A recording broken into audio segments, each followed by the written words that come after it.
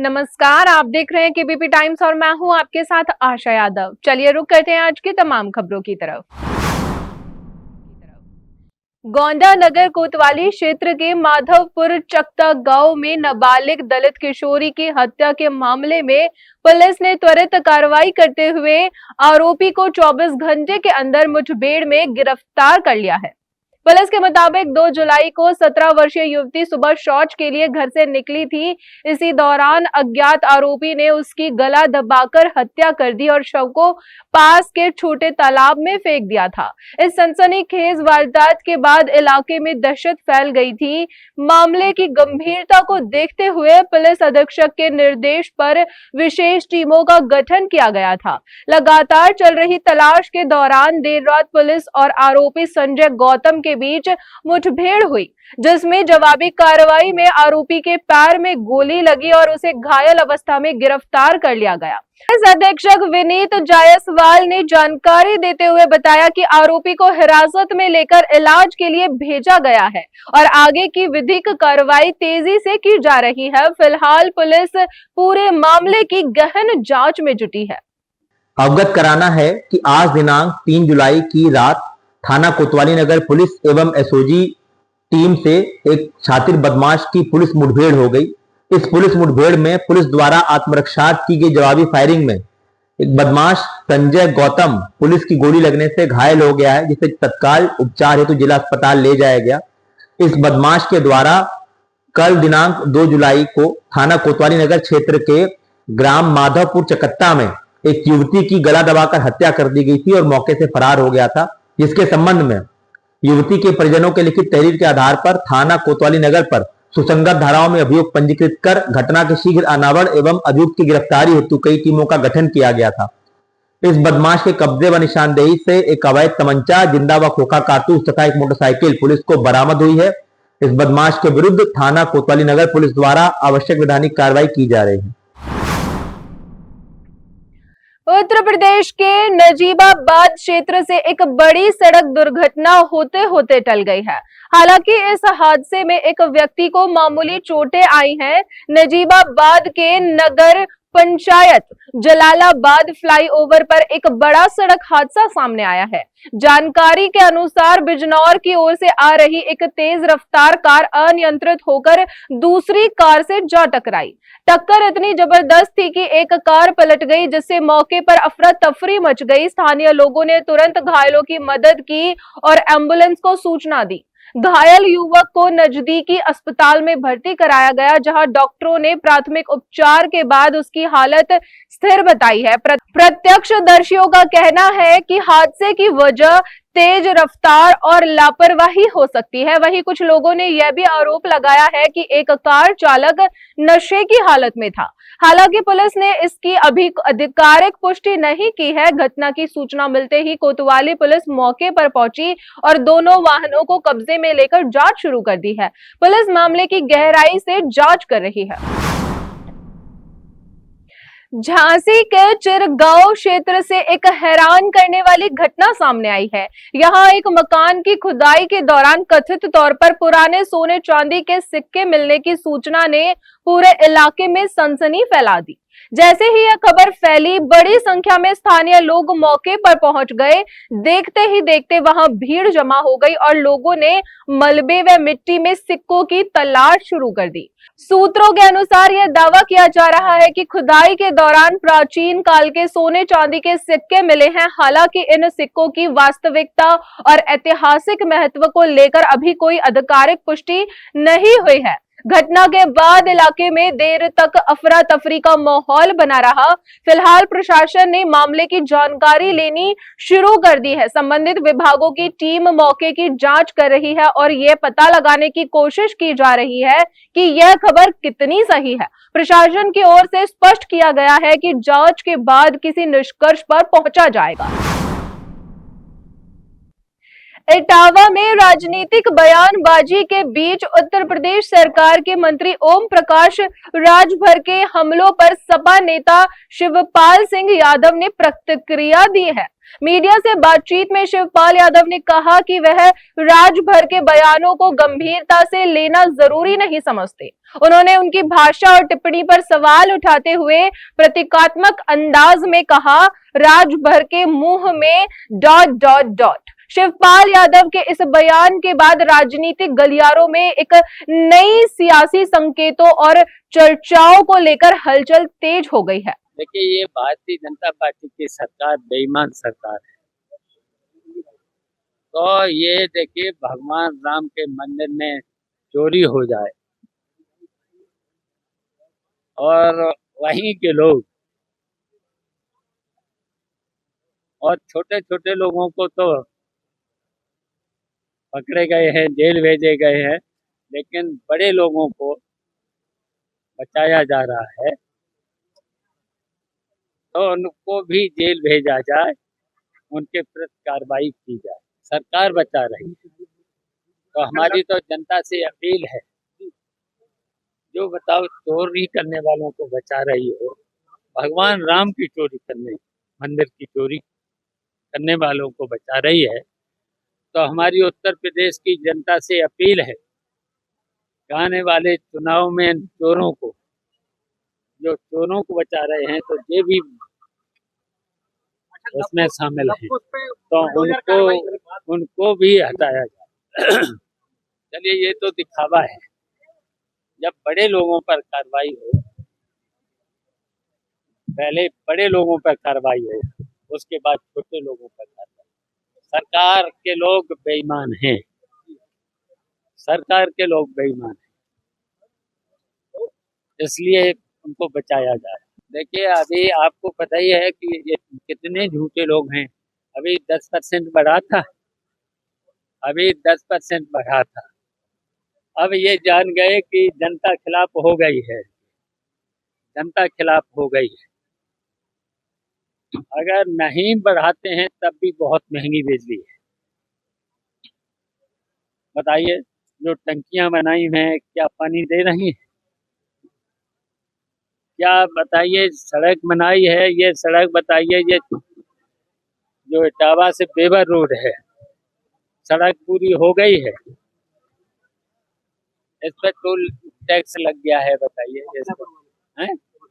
बख्तियारपुरा यही तो है, बेबर रोड, इटावा से बेबर रोड, इस पर भी टोल टैक्स लग गया और रोड पूरी हुई नहीं, पुल बने नहीं, बीच बीच में कहीं कहीं सड़क भी टूटी पड़ी हुई है। यहाँ के अधिकारियों के इशारे पर और कुछ यहाँ के भारतीय जनता पार्टी के लोग हैं, उनके इशारे पर ऐसे कैसे चोरी कर ले जाएंगे? अब उनके लिए हम क्या करें, बताओ। अभी जब पहले जब उधर थे समाजवादी पार्टी की तरफ, तब क्या भारतीय जनता पार्टी के मुख्यमंत्री से लेकर प्रधानमंत्री से लेकर क्या क्या बोल रहे थे, क्या क्या बोल, और हम बहुत कुछ नहीं कह रहे हैं, इनके मुंह में ...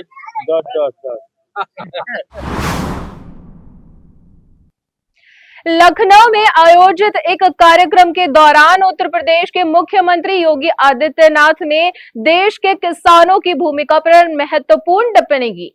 उन्होंने कहा कि अन्नदाता किसान ही देश की वास्तविक ताकत है और उनकी मेहनत एवं उत्पादन क्षमता भारत की अर्थव्यवस्था और खाद्य सुरक्षा की नींव को मजबूत करती है। मुख्यमंत्री ने इस बात पर जोर दिया कि किसानों को आधुनिक तकनीक, बेहतर बाजार और सरकारी योजनाओं से जोड़कर अपनी आय और उत्पादन क्षमता को और अधिक सशक्त बनाया जा रहा है। आज दुनिया बदल रही है, तेजी के साथ बदलते हुए वैश्विक परिदृश्य में उत्तर प्रदेश के अंदर ग्रामीण अर्थव्यवस्था की दृष्टि से, खाद्य प्रसंस्करण की दृष्टि से, महिला सशक्तिकरण की दृष्टि से, कृषि आधारित उद्योगों की दृष्टि से, पर्यटन, रोजगार और निर्यात संवर्धन की दृष्टि से यह एक बेहतरीन प्लेटफॉर्म है और उस प्लेटफॉर्म का उपयोग आज हम कर रहे हैं। मुझे बताते हुए प्रसन्नता है कि जो ये हमारी प्रोडक्ट है, ये प्रधानमंत्री जी के वोकल फॉर लोकल को इस प्रकार के महोत्सव प्रोत्साहित करते हैं, आत्मनिर्भरता के लक्ष्य को प्रस्तुत करते हैं।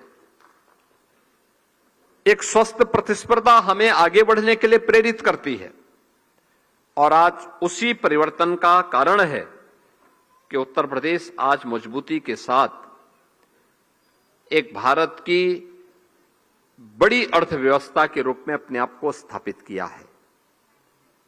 मैं मंच पर आने वाले अपने जितने भी अन्नदाता किसान थे, मैं उनसे पूछ रहा था कि क्या आप एक्सपोर्ट भी करते हैं। बहुत सारे लोगों ने कहा हाँ एक्सपोर्ट भी करते हैं, और उसमें से मुझे बताते हुए प्रसन्नता है कि यूके में, यूएई में, मलेशिया में, सिंगापुर में, कुवैत में, न्यूजीलैंड में, बेल्जियम, जापान, इटली, कतर, रूस आदि देशों के लिए यूपी का आम आज निर्यात हो रहा है।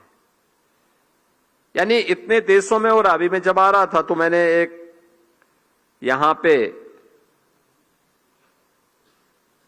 एक्सपोर्ट हो रहे आम को मैंने यहां से फ्लैग ऑफ भी किया है। एपीडा जैसी एजेंसियां विदेशों में खरीदार और किसान उत्पादक संगठनों के बीच एक सीधा संपर्क भी स्थापित करने का काम कर रही है। रायबरेली से बड़ी खबर सामने आई है, जहां एक तेज रफ्तार अनियंत्रित कार नहर में गिर गई। हालांकि समय रहते रेस्क्यू होने से एक बड़ा हादसा टल गया और पिता पुत्री की जान बच गई। यह पूरा मामला रायबरेली के बछरावा थाना क्षेत्र स्थित रामपुर गांव के पास का है। जानकारी के मुताबिक एक पिता अपनी पुत्री को टीईटी परीक्षा दिलाने के लिए कार से लखनऊ जा रहे थे। जैसे ही उनकी गाड़ी हाईवे किनारे पहुंची, अचानक सामने एक कुत्ता आ गया। कुत्ते को बचाने के प्रयास में चालक ने नियंत्रण खो दिया और कार अनियंत्रित होकर सीधे सड़क किनारे नहर में जा गिरी। हादसे के बाद मौके पर चीख पुकार मच गई और आसपास मौजूद स्थानीय लोग तुरंत मदद के लिए दौड़ पड़े।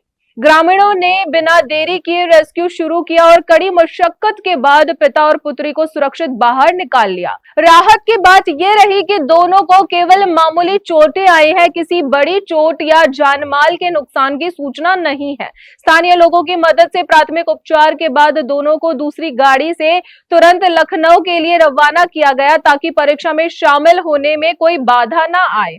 समय रहते हुए इस त्वरित कार्रवाई ने एक संभावित बड़े हादसे को टाल दिया और 2 जिंदगियां बच गई। रायबरेली प्रतापगढ़ बाईपास पर स्थित सलोन कोतवाली क्षेत्र में पेट्रोल पंप के पास एक कार और प्राइवेट बस के बीच आमने सामने की जोरदार टक्कर हो गई। इस हादसे में 2 लोग गंभीर रूप से घायल हो गए। घायलों की पहचान लामाना भवानीगंज निवासी अनुज तिवारी और प्रियांशु के रूप में हुई है। बताया जा रहा है कि दोनों एक मुंडन कार्यक्रम में शामिल होने के लिए जा रहे थे, तभी यह हादसा हो गया। टक्कर इतनी भीषण थी कि कार के परखच्चे उड़ गए और दोनों युवक गंभीर रूप से घायल हो गए। मौके पर मौजूद स्थानीय लोगों ने तुरंत राहत कार्य शुरू किया और घायलों को सामुदायिक स्वास्थ्य केंद्र सलोन पहुंचाया। डॉक्टरों ने प्राथमिक उपचार के बाद दोनों की हालत गंभीर देखते हुए उन्हें जिला अस्पताल रेफर कर दिया। घटना की सूचना मिलते ही मौके पर पुलिस पहुंची और 108 एम्बुलेंस की मदद से घायलों को अस्पताल भिजवाने में सहायता की। इस हादसे के चलते सड़क पर लंबा जाम लग गया, जिससे यातायात पूरी तरह बाधित हो गया। पुलिस ने मौके पर पहुंचकर कड़ी मशक्कत के बाद जाम को हटवाया और यातायात को फिर से सुचारू कराया। फिलहाल पुलिस मामले की जांच में जुटी हुई है। औरैया जिले में अवैध खनन के खिलाफ प्रशासन ने सख्त रुख अपनाते हुए देर रात बड़ी कार्रवाई को अंजाम दिया है। खनन अधिकारी सदर कोतवाली पुलिस, सदर तहसीलदार और क्षेत्रीय लेखपाल रिया कटियार की संयुक्त टीम ने ग्राम बहादुरपुर इंगुठिया स्थित माकेला भट्टा के पीछे चल रहे अवैध खनन स्थल पर छापेमारी की।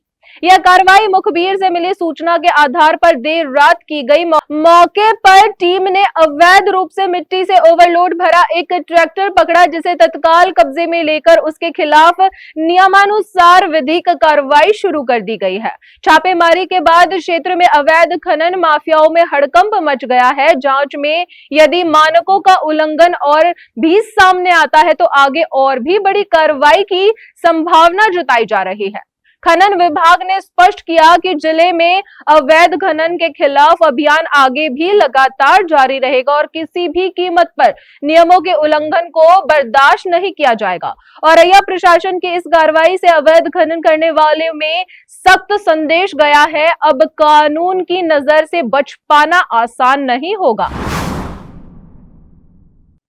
प्रयागराज के संगम क्षेत्र में भारतीय किसान यूनियन युवा द्वारा चलाया जा रहा अनिश्चितकालीन जल सत्याग्रह आंदोलन दूसरे दिन प्रशासनिक वार्तों के बाद सकारात्मक मोड़ पर पहुंच गया है। एडीएम सिटी विनय सिंह और अन्य विभागीय अधिकारियों ने मौके पर पहुंचकर किसान प्रतिनिधि मंडल से 20 सूत्रीय मांगों पर विस्तार से चर्चा की। इनमें भूमि अधिग्रहण, मुआवजा, बिजली आपूर्ति, उर्वरक उपलब्धता, स्मार्ट मीटर समस्या, आवारा पशुओं से सुरक्षा, गौशालाओं का निर्माण और फर्जी मुकदमों की जांच जैसे प्रमुख मुद्दे शामिल थे। प्रशासन ने सभी मांगों पर सहमति जताते हुए नियमानुसार कार्रवाई का आश्वासन दिया। इसके बाद संगठन ने इसे किसानों की जीत बताते हुए आंदोलन को सकारात्मक दिशा में आगे बढ़ने की बात कही। भारतीय किसान यूनियन युवा ने स्पष्ट किया कि यदि वादों पर समयबद्ध कार्रवाई नहीं हुई तो आंदोलन दोबारा शुरू किया जा सकता है। हालांकि अभी के लिए इसे शांतिपूर्ण समाधान की दिशा में बड़ी सफलता माना जा रहा है। पे अभी आज क्या निर्णय निकला? देखिए, जो यहाँ के लोकल मुद्दे थे उन सब पे बात हो गई और कल से उस पे काम भी होगा। और जो प्रदेश स्तर के मामले थे जो लखनऊ से होने लायक थे उस पे ये लोग अपना एक कमेटी बना करके हफ्ता 10 दिन जो भी समय लग जाए उसमें वार्ता करेंगे। लेकिन जो लोकल मुद्दे जो भी हैं, जो तहसील से संबंधित हैं या खाद से संबंधित है, पशु के बाड़ों का कई मामला था, गौशालाओं का, उस पर बात हो गई है। और जो खाद का मामला था उस पर भी वार्ता हो गई है। तो ये सब चीज़ें कल से आ जाएंगी। बिजली का मामला था फीडर वाला, उस पर बात हो गई है। तो इन सब चीज़ों पे कल से काम शुरू हो जाएगा। और बाकी जो शासन स्तर का मामला है वो ये लोग अपना हफ्ता 10 दिन जितने दिन लगे अपना कराएंगे कोऑर्डिनेट करके। और लोग धरना समाप्त कर रहे हैं? धरना हाँ, हम लोग समाप्त कर रहे हैं। और सारी मांगे हो गई और मांगों के साथ मांगे मान ली गई और साथ में मुकदमे भी दिए गए हैं। तो मुकदमों के लिए प्रशासन का बहुत बहुत धन्यवाद। जैसे फौजी जब फौज में लड़ता है जंग तो उसे मेडल मिलता है, तो उसी तरीके से आंदोलनकारियों के लिए ये मेडल होता है मुकदमे। तो 10 मेडल हम लोग को मिले हैं एक रात में, 1 घंटे के अंदर। एक शायद इनको भी मिल गया, 11 हो गए, 11 मेडल मिले हैं। और उसके लिए प्रशासन का बहुत बहुत धन्यवाद है। और ये आवाज़ ऐसे ही उठती रहेगी, मुकदमे 1 हो, 10 हो, 100 हो, उससे फ़र्क नहीं पड़ता। लेकिन काम जैसे आज हुआ उस तरीके से काम होना चाहिए। जैसे कल का आह्वान किया गया था वो भी कल का आह्वान, अब वो तो राष्ट्रीय कार्यालय भी हम लोग इस बात को बताएंगे तो वो निर्णय लेंगे। अगर मूवमेंट ख़त्म हो गया है तो मेरे समझ से वो भी ख़त्म ही होगा या पोस्टपोन्ड होगा। चंदौली के मुगलसराय कोतवाली क्षेत्र से सोशल मीडिया पर महिलाओं के खिलाफ अभद्र टिप्पणी का मामला सामने आया है। इस घटना से इलाके में आक्रोश फैल गया, जिसके बाद दर्जनों महिलाएं कोतवाली पहुंचकर विरोध दर्ज कराने पहुंची। मामला सुभाष नगर वार्ड का बताया जा रहा है, जहां एक युवक द्वारा नगर पालिका परिषद PDDU नगर के एक वार्ड की महिलाओं पर सोशल मीडिया पर आपत्तिजनक टिप्पणी की गई। इस टिप्पणी के बाद स्थानीय महिलाओं में गहरा रोष देखने को मिला। दर्जनों महिलाएं एकजुट होकर मुगलसराय कोतवाली पहुंची और आरोपी के खिलाफ सख्त कार्रवाई की मांग की। महिलाएं काफी देर तक कोतवाली परिसर में मौजूद रही और न्याय की मांग करती रही। मामले की गंभीरता को देखते हुए पुलिस ने तुरंत कार्रवाई करते हुए आरोपी युवक अभिषेक गौतम को हिरासत में ले लिया। इसके बाद कोतवाली में दोनों पक्षों को बुलाकर बातचीत कराई गई। फिलहाल पुलिस मामले की जांच कर रही है और आगे की कानूनी कार्रवाई की जा रही है। वहीं आरोपी द्वारा माफी मांगने की भी जानकारी सामने आई है।